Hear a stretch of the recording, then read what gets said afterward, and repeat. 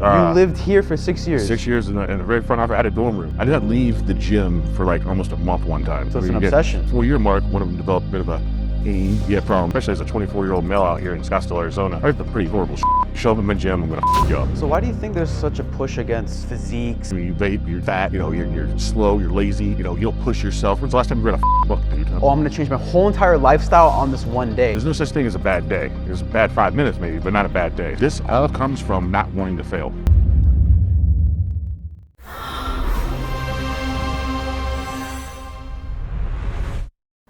Today I'm with the CEO of Bishop Training Facility, a man who's built like Hercules, an entrepreneur who built this gym from the ground up, a loving father and husband, Emmett Bishop. Let's go meet him.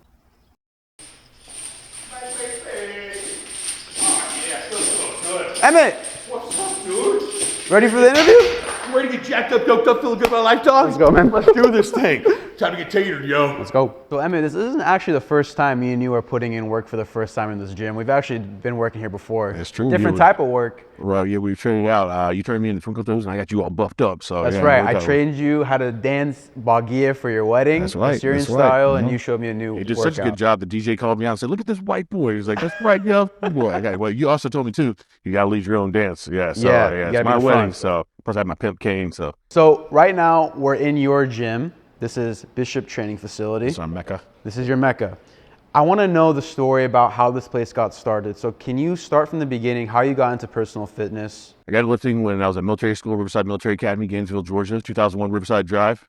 Great place. Turning young young boys into men. It was a great experience. Very structured. You live there. Probably, again, I hated every day I was there, but I love every day that I went. Now, if you had a gold star or 4.0 average, you're allowed to, instead of study hours during the middle of the day, you could go down to the gym. Where it was like, dude, it was a dungeon, dude. I mean, you remember this is Gainesville, Georgia, where it's humid in a subtropical region. The weights had rust all over them from, it was so humid in there, sweating and stuff, but it was like a dungeon. But Captain Connors was, he was my man. So I walked in there, I was about 16, and we started lifting, and dude, it was my release. Yeah, so what was the reason you went into military school? Was it because I did a lot of bad stuff as a kid. Again, my mom didn't know what to do with me. Not having a dad growing up didn't help. I was doing a lot of things with a lot of older kids that young kids shouldn't be doing. And straw broke camel's back. They find weed in my truck, or in my room and stuff. And I was doing a lot of bad stuff, getting suspended from school. Sometimes for my own protection too. I grew up in a really kind of not really great area. Best part is I didn't even know I was going to be there. It's like you just kind of you and it looks like a tour, and all of a sudden you're there. Yeah, and they cut you off. You don't talk to your parents. I mean, you can write letters, but you don't talk to any of your boys. Like, I mean, it's different, dude. I mean, they totally isolate you, and they break you. So you're in this bad environment, and then you went into military school. You found would you call that man a mentor? Oh, Captain Connors, Yeah. definitely. Oh yeah. I mean, if he ever gets a chance to watch this, I mean, he changed my life. I mean, if it wasn't for him, I mean, dude, again, every rep of every set, Bishop, we're gonna get this, I'm gonna be here every step along the way.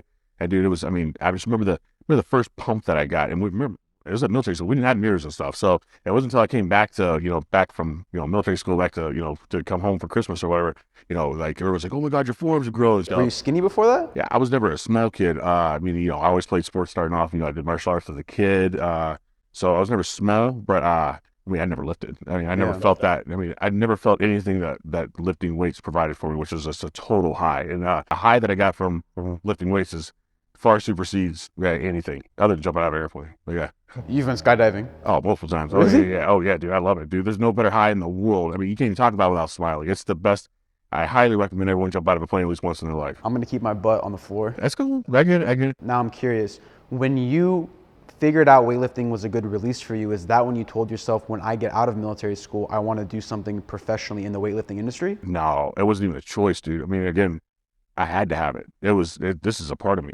Everything you see right now is in some way, some of this equipment I've had for 20 plus years. The kettlebells, I used to work extra time at GNC when I was in college so I could save up and buy more weight equipment. So it was never an option. It just became a part of me. It's who I was. From the very beginning. Oh yeah. The hardest times of my life, weightlifting's always been there. Even when I got discharged from the Navy, I remember I was waiting in a separation division, and but we still got to go to the gym and stuff. And I probably worked out for like 2 or 3 hours because I just had nothing else to do, and it will never leave you. And that was one of the coolest parts about lifting weights is It's just it'll give you what you give it, but you got to show up, and that's cool about fitness. It only works if you do. So why do you think there's such a push against personal fitness and physiques in today's society? Why is this Body shaming? Yeah, why do you think there's so much Well, the egotistical, narcissistic, meathead, all that. meatheads? Oh Yeah. yeah, dude. Again, that's a very small population of like I think probably the health industry. Right. But it gets the most glamorized. Steroids and all that stuff. But as far as wanting to better yourself, it starts in the gym. They talk about getting up, and the first thing you need to do is get up and make your bed in the morning. Bullshit. Get up in the morning and move. Like again, that's part of it. Make your bed, sure, but get up and sweat. My favorite thing to do is get up at 3:30 in the morning and work out first. Again, that's a win. You start accumulating wins. When I came back from military school to public school, I remember I would work out at Gold's at 5 a.m. right when they open, take a shower there, and then I go to class. And I remember thinking to myself, I get more done before 9 a.m. as an 18-year-old kid than my teacher does all day long. And that's from the brownie rights. So it puts you in a different class. These kids want to be different nowadays, and there's a huge push. Oh, I'm so boyfriend. You're really not. You vape. You're fat. You're slow. You're lazy. You don't push yourself. When's the last time you read a fucking book, dude? I mean, it's really ridiculous. You want to be different? Drink a gallon of water a day. Work out. Sweat every day. Go for walks after dinner. You really want to be different. Again, read 10 pages a day. I mean, I didn't have a choice. I mean, everyone when I was in college doing exercise phys for a major, I remember thinking, I was like, I don't want to be a trainer when I grow up. I was like, all the time. I was like, I'm not going to 4 years of school to become a trainer. And Really? actually, I don't want to be a personal trainer. I don't want to be a trainer. I didn't want to be a strength and conditioning coach because basically you got to watch jock straps for the next 20 years until that guy dies, and then you get to take his job, and then maybe you still get paid.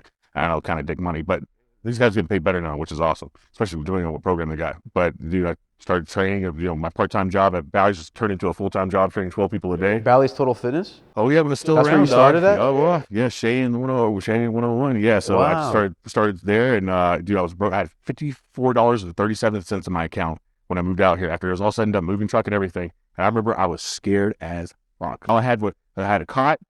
I had a little 13-inch TV with a VCR in it. I had a camping chair and all my books. How old were you? 20. No, I'm sorry. Yeah, I was 24. I was already a nomad anyway, so I sold all my stuff. I went through a breakup with a girl that we dated the whole time I was in college. I still wish you the best. You're awesome. We're different places in our life. Basically, after we broke up, I sold everything I owned. I had about 8 weeks left in college before I graduated. And I just went totally nomad. That's interesting you say that about the girl. So that was a trigger that got you to push yourself to the next level, right? I mean, again, the things you own end up owning you. So I was this all domesticated guy, and I wasn't ready for that. And when we broke up, it was the perfect time to be done. I think a breakup for a man is one of the greatest things that could ever happen to a man. Oh, it's awesome. It's amazing. It's In the dude. moment, it's the worst. Oh, fuck yeah, dude. But when you get through it and what it teaches you is the best, because I think the most simplest form of adversity a man can find that is free and ultimately doesn't affect his health in a negative way, like if you think about it like this, is a breakup. So if you have a breakup, your life's the same.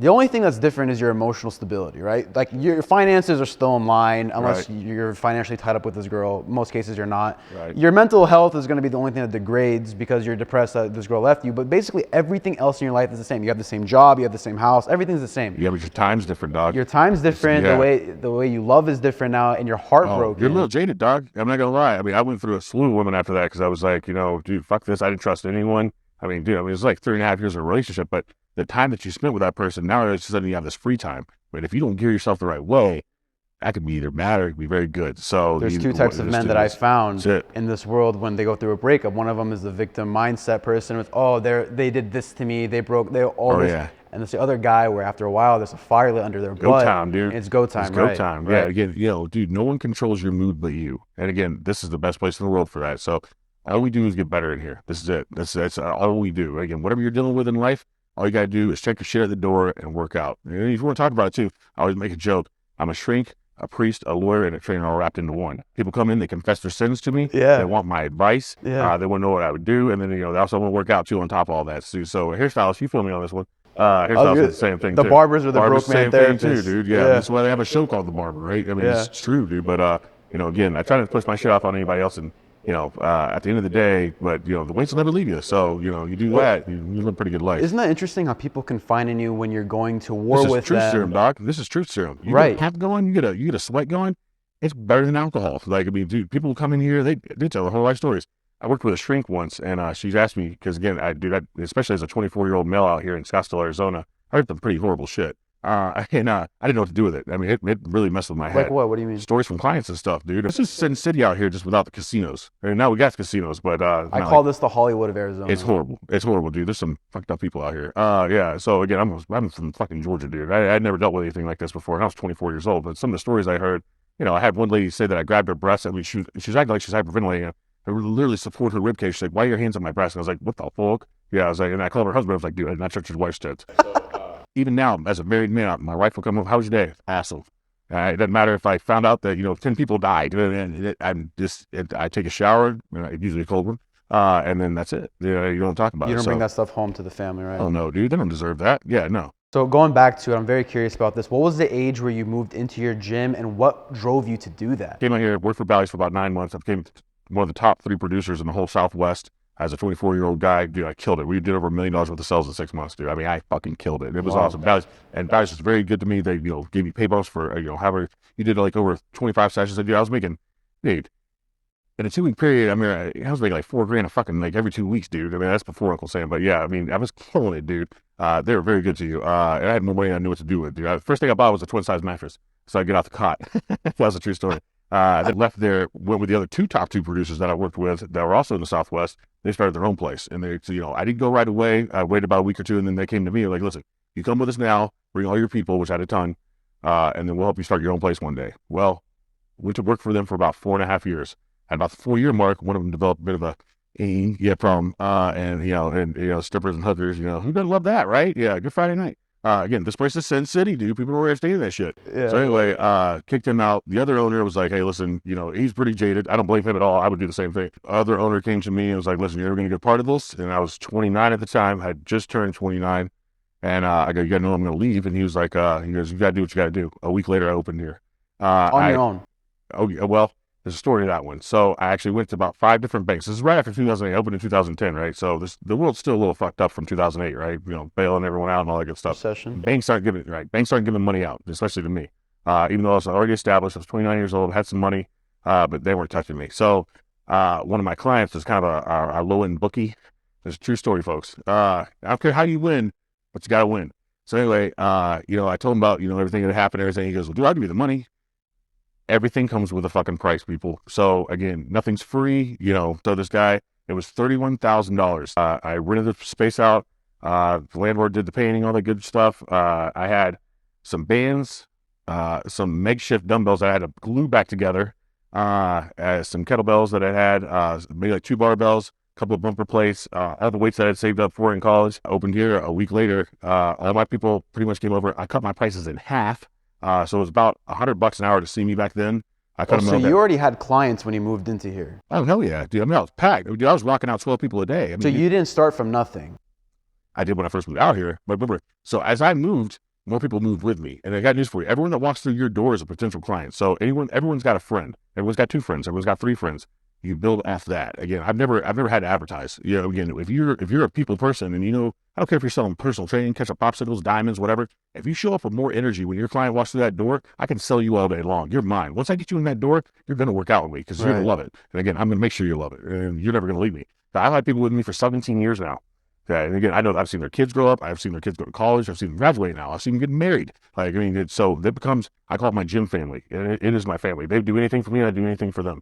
And they're very, I never let them forget how influential they are in the success of my life, whether, having kids and being married now and stuff like that, and being able to do the things that I do. It all goes back to the way I treat them. It is super important. But so the 31 grand, came in here. I actually had bought a condo right across the way, literally less than 3/4 of a mile away from this gym. It was right across the street on Tacoma.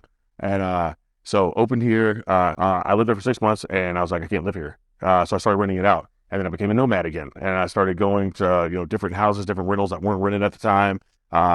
Sleeping at people's couches and stuff. Became I was a nomad. I had my gym bag that was full of all kinds of shit that I needed. And workout clothes, that was it. And, I did that. So when I got the gym here, dude, we were packed right off the bat, dude. I couldn't ask for it to be better. I started doing group classes, which I detest to this day. Yeah. But I was walking out, different, fitness apparel places, I have all the females come in, work them out. It was March 15th. So it was, everyone loves Scottsdale, Arizona in March, right? It's beautiful weather, all that good stuff.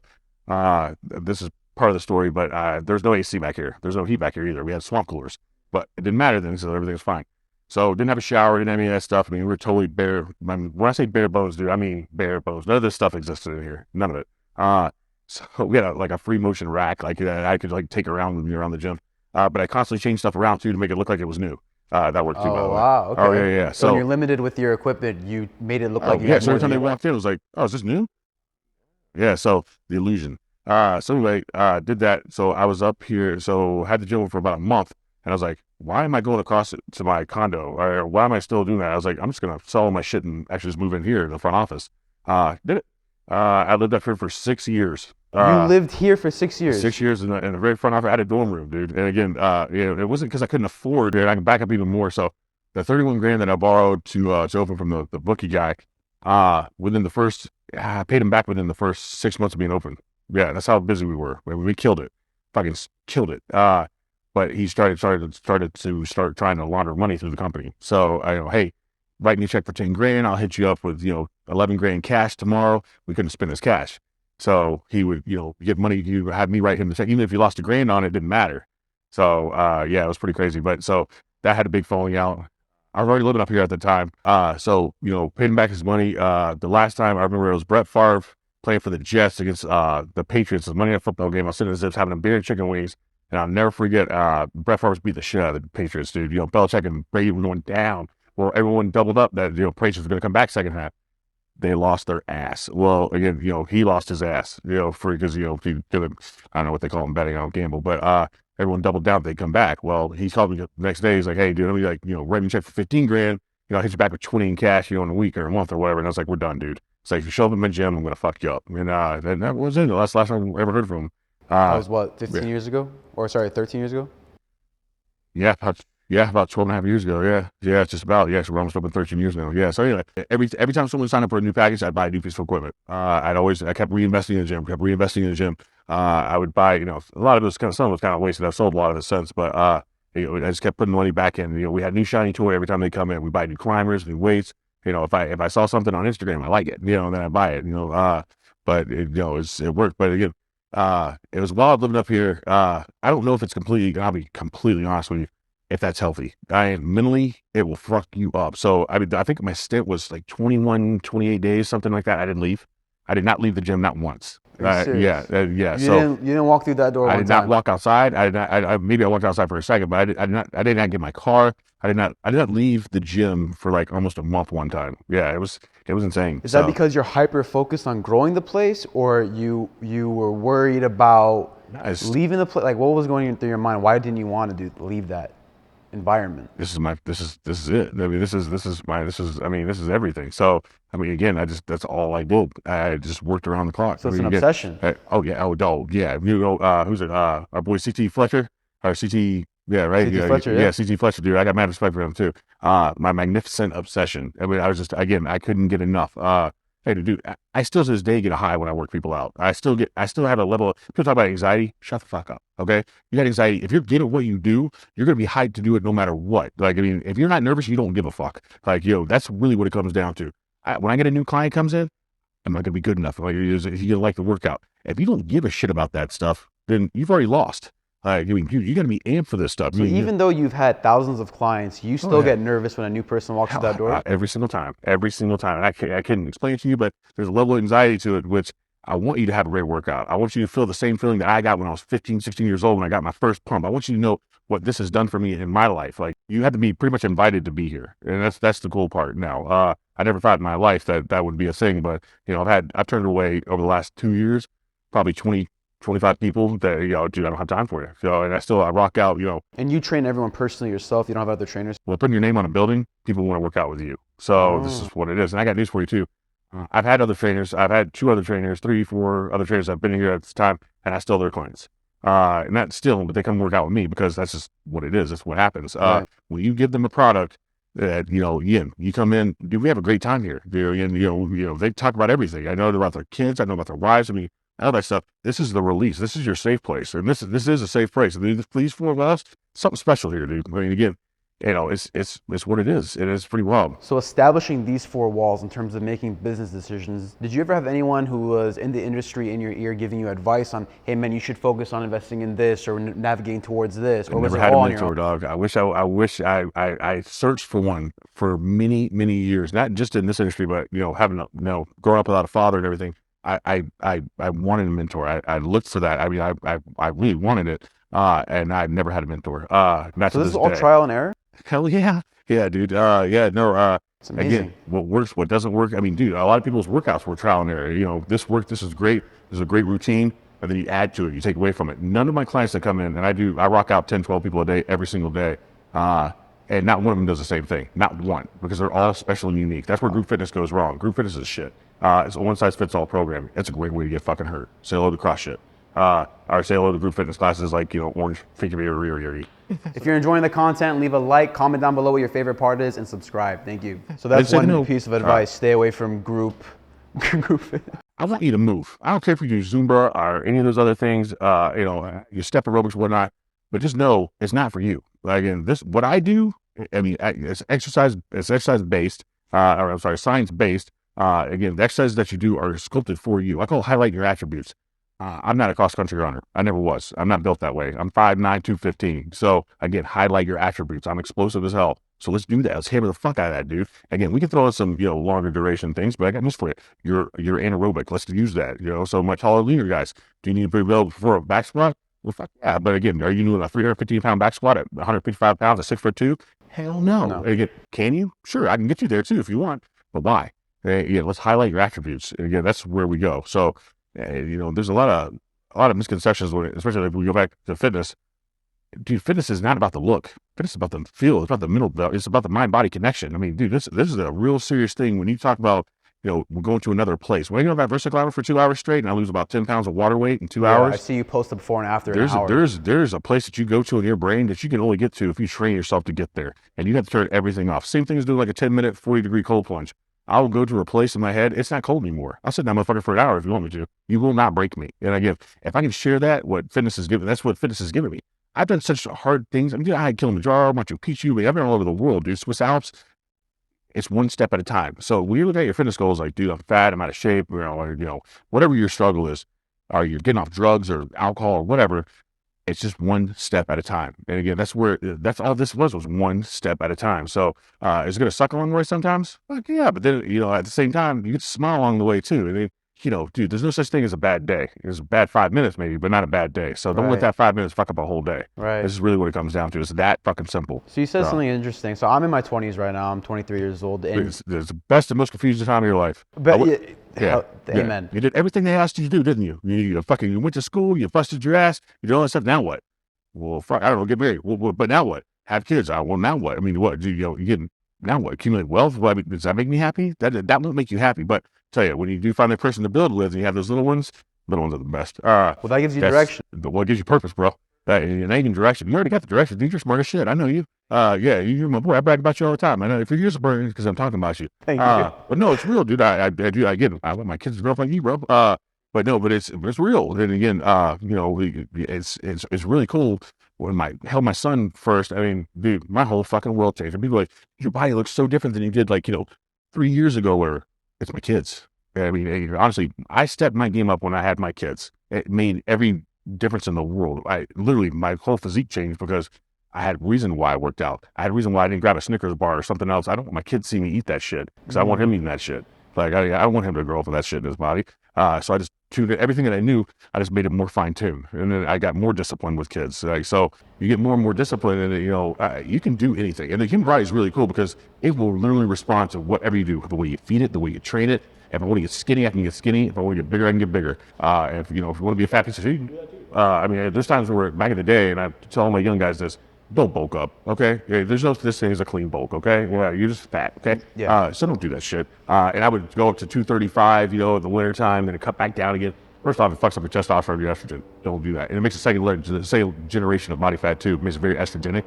Don't do that either. So the point that I was saying, like, I'm 20, so like I work out purely on a vanity standpoint, and also now I'm realizing the health aspect of it too. Like, I'm taking my vitamins, I'm realizing longevity wise, I've been more curious about that. Well, you're bit by the bug now. So I'm bit again, by the one bug now, precedes right? the next. So you start off, it's like, oh, I look good in the mirror. Well, that's cool, but hang on.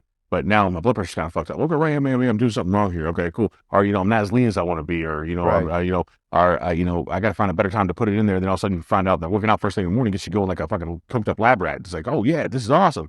One precedes the next. So you just keep building on it and building on it. That's where this comes in. And like I always say, when people come in as we go, one precedes the next. You start feeling good about yourself, start working out, you start getting bigger stuff. Now, okay, cool. Now here's the nutrition part of it. If you change too many variables at one time, what happens in the scientific method? You fuck it up. Like, you only change one variable at a time. And again, you're more prone to stick to it longer. Again, like I said, I've got people that stay with me for 17 years. You do change one variable at a time. It's just scientific method. And that way we know what works and what doesn't work. So we can get rid of stuff too. When New Year's hits, right? sure. What do people do? They say, oh, I'm going to change my whole entire lifestyle on this one day. I got Instead news of for you. changing one thing at a time, they try to change their whole lifetime in one day. Right. And I got news for you. You didn't get out of shape overnight. Right. It's going to take you a long time. And however far down that rabbit hole you went, multiply it by 10 to get back out of that thing. Right. Because I'm telling you right now, when you first start losing weight, did you know that fat cells are nothing but storage bins for toxins? Stored fat for fuel.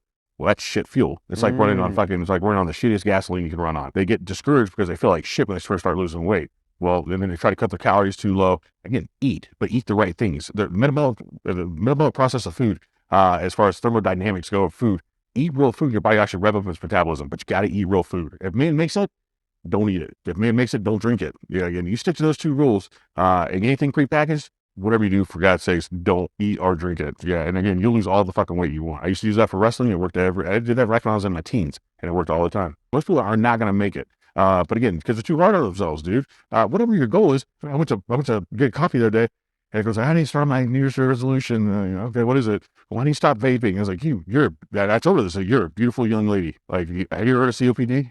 No. Yeah, COPD? I haven't Oh, heard dude, of you're that. fucking basically you're starving for oxygen while you're on land. Like, you might as well be a fish out of water. Your lungs don't work anymore, so your alveoli have shrunk up, your bronchial tubes have shrunk up from smoking, or secondhand smoke or whatever. COPD is a real deal. You're basically suffocating while you're just awake, and while you're asleep too, while you're alive. You can't breathe. Your body just can't use oxygen anymore. It's a real nasty thing. Well, and we know that vaping and all the other formaldehyde and all the other shit they put in there, it shrinks up your alveoli. So maybe not now, but maybe 20 years from now, 30 years from now. Right. Again, it's all about longevity. So again, And that's what I want to ask you about. So now the majority of, to get on the business side of things and your personal side of things as well, the majority of your income is wrapped up in the gym, right? And a lot of this is your body is basically your temple and that your driving force. Do you ever worry that if something happens to your body, an injury, something like that, then your income's going to get hit? Do you have any advice for people who are athletes, that all their money is made from their athleticism or stuff like that, where they can take a financial hit if something happens to their body? We live in one of the coolest times in the world. We live in the time with the most information, but also the most misinformation at the same time. I've ruptured my pec. I've ripped my tricep completely off its insertion site. I've torn my quad. I've had a bilateral laminectomy in my lower back. I've had multiple PRP shots in my knees. Let's see, where else can I go with this one? I've had multiple things that have happened over the years. I got news for you. You know what? I got hit by an F-250 and I was in the hospital, popped up on fentanyl for a week. What? Yeah, they're getting ready to open my neck up. But the surgeon came and goes, thank God your neck is as big as it is, because that's the reason why we're not having a different conversation right now. So, yeah, I got news for you. Get a helmet, folks. This is going to be a fucking long ride. So bad shit happens to good people every day. But the cool part about living in the time that we do, the PRP, I tore my meniscus, fixed it with stem cells and fucking, with PRP. My lower back. I mean, I had stem cells in my piriformis. That was a different one, folks. But you can heal the body. Now, as I've gotten older in the business side of things, will I be able to do this when I'm 60? Fucking A right, I will, because I want to prove everyone wrong. Really? I've had Okay. people, even in my family, like, how long do you think you can do this for? Well, now you said I'm going to do it for fucking ever. Yeah, because again, fuck you. Yeah, there's nothing I can't do. I've been through all kinds of shit in my life, and the gym has always been my safe place. I will do this until I can't move anymore. I'll do this in a fucking wheelchair if I have to.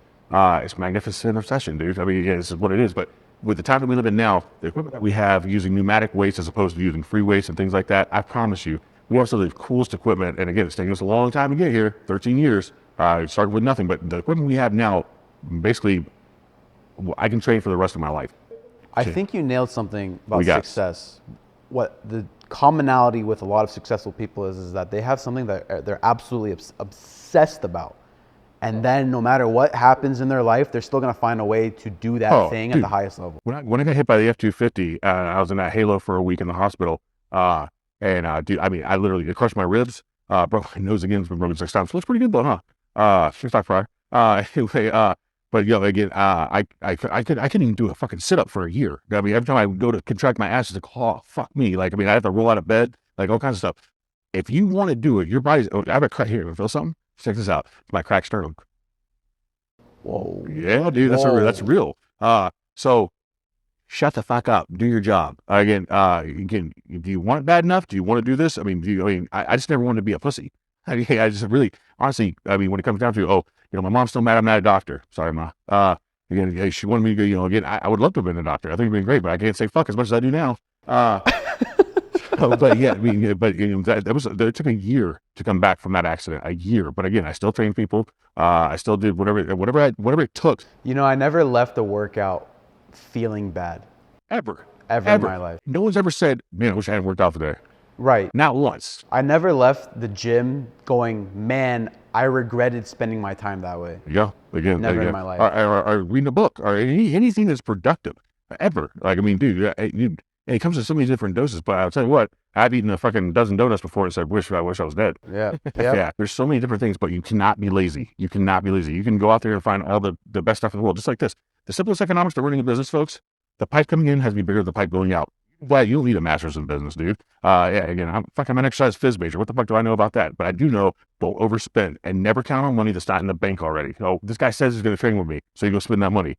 Don't do that. That's a kiss of death for trainers all the time. And it's just, that money doesn't exist until it's in your bank account. And that's it. And even then, sit on it because they haven't used those up yet. So those sessions, we'll say $2,000, right? $2,000, they give you that, right? That's for a certain amount of sessions. You cannot spend that money until those sessions are gone. So I actually got you something today, man. Oh, you have to do that, dude. So I know we mentioned in the past, and I see on your Instagram account that you like hitting the pads. Yeah. Also on your leg, you have the American flag tattoo. You're a patriot at heart. And on the back, you have the Assyrian tattoo for your family that you married into, the Assyrian family. For my son, Jackie boy. Yeah. You're a very loving father, and that's the next things I want to talk about. Thanks, you have two beautiful kids. Thank you, sir. And so we got these made for you. Whoops. Oh, get the fuck out of here, dude. On one side, it's the American flag with your daughter's name on it. Team right there. On the back side is the Assyrian flag with Jax's name on it. Boxing gloves. Dude. These are yours if you want to take them out. Get over here. Dude. You got it, man. Oh, man, you kidding me? This is fucking if you want to look at them, open them up. A very, very talented girl named Teres Gisu made those for us. She's a very special girl to me. Dude, this is fucking money. Dude, this is everything. Spent a lot of time and effort making them. She absolutely did an amazing job in my. Dude, said I wasn't gonna cry. This is special, man. You got it, man. This is special. I appreciate you, brother. Thank you. You got it. I can't say enough nice things about your brother, dude. But when I married into the tribe, it changed my life. And I killed for my people. I hope in my next life I'm as fortunate as I am in this one. That's what I hope. But this is everything, brother. Thank you very much. And my kids are, along with my wife. Man, what's crying? I'm fucking hard ass. It's very masculine trait. Family is there's something special when you can be accepted. I mean, I never had a real family growing up. Like, I mean, I was pretty much a learner from, or whatever. But my family's just not real close. And I love my sisters and my mom very much. It's different. So, but when I have what I have now with the unit that I have now, it's just, I mean, I should be so fortunate. And again, but you know what? It took a lot of work. It took not being a dumbass. It took, not living in your gym anymore. Even though I wouldn't change a thing. I have no regrets. The only regret I have is that I didn't marry you sooner, Tiff. And I wasn't, such a dumbass. We had 10 kids by now. But yeah, that's it. But my kids, my kids mean everything to me. That changed my world. And I'd do it again. 10 times over and twice on Sunday. I love it, man. So, thanks, brother. You got it, absolutely. God damn, D. If you want to, you got me. I love you, brother. So the way that you just reacted over your kids' names on those gloves and what those symbols mean to you, obviously shows you're a very caring father, and that's absolutely amazing to see. usually, I just got finished doing an interview with a former NFL linebacker named Dante Moak. Bad man. Bad man, Bad and man. he's also a very loving father as well. And And what we that's a talked large man about, too. yes, he was. And what we talked about was when you teach your kids, you teach your kids' kids, and that's with anything in life. Generational, bro. And so what's very interesting about you is that you always are very open about not having a father figure in your life. Yeah. So how is it you're such a loving father and you never knew what love from a father was? I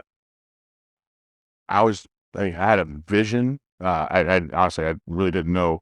But even my wife will tell you, she goes, when we had kids, it could have gone one or two ways. My father was an alcoholic and a junkie. I mean, I saw some pretty horrible shit growing up that, and by the way, you ever need to work with anyone, going to get mental health is, I swear, it's the reason why I am where I am today. I went and worked with a wonderful, wonderful stranger who did some really crazy stuff in my brain, totally changed my inner monologue. But not having a father growing up, I owe it to my kids more than anything else in this world to be a man, to show face, to be responsible, to show them how much I love them, to break the cycle. And I actually received a message a couple months ago, or about a year ago probably, from a girl that I knew very well growing up. And she goes, she knew who my father was, and he was a very bad man.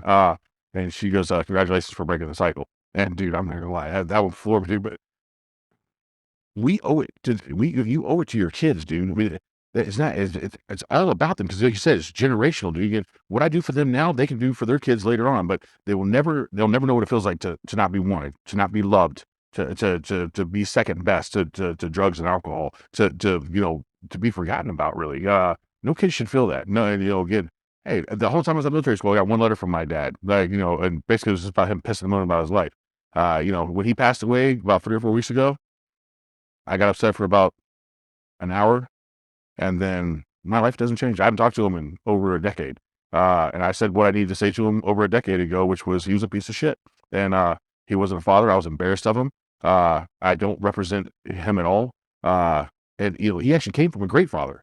A great father that actually joined the Navy during the Korean War because his father passed away, joined it at 16 years old, which he can't do anymore. And so he could provide for his family. My grandfather was a great fucking man, but then I got this guy. So, I told him, you gave me the blueprint on what not to do as a man. That is the best thing that he could have ever done to me. Wow. So it's, and I don't want my kids to ever have to know that. No matter what, my kids pick them back up. If they succeed, I'll be the first one cheering for them. We owe it to them. And again, it's who we are. And it's okay not to know what you're doing, dude. I mean, yeah, but all kids don't care about how fat your wallet is. They don't care about the car you drive, the house that you live in. All kids want is time. And it's the most beautiful thing on this planet. And as a father, as a parent, the most important thing you can do is give them time. And again, it's a game changer. Yeah, it really is. You see it with them. And my dad used to pick me up from daycare when I was very little. And he was a contractor. He used to pick me up from construction sites and take me to a liquor store. He'd get a case of MGD and a pint of Crown every other day, right? He'd drink about 6 beers on the way home and a big shot of Crown on the way home now, all right?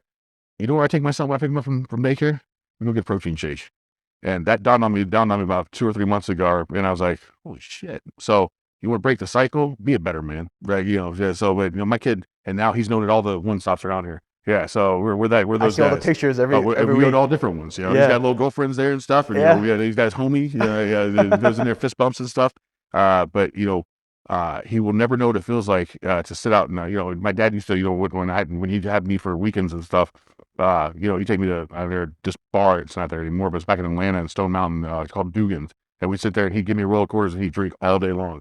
And we'd go to NASCAR races where he'd drive back from Alabama, bombed out his mind, passing asleep behind the wheel. This is a very horrible man. He put me in harm's way. I will never put my kids in harm's way, ever. So he gave me the perfect blueprint. So thanks, Dad. So this all comes from not wanting to fail, not being like him. He was a very successful contractor. He stuck it up his arm and he drank it all away.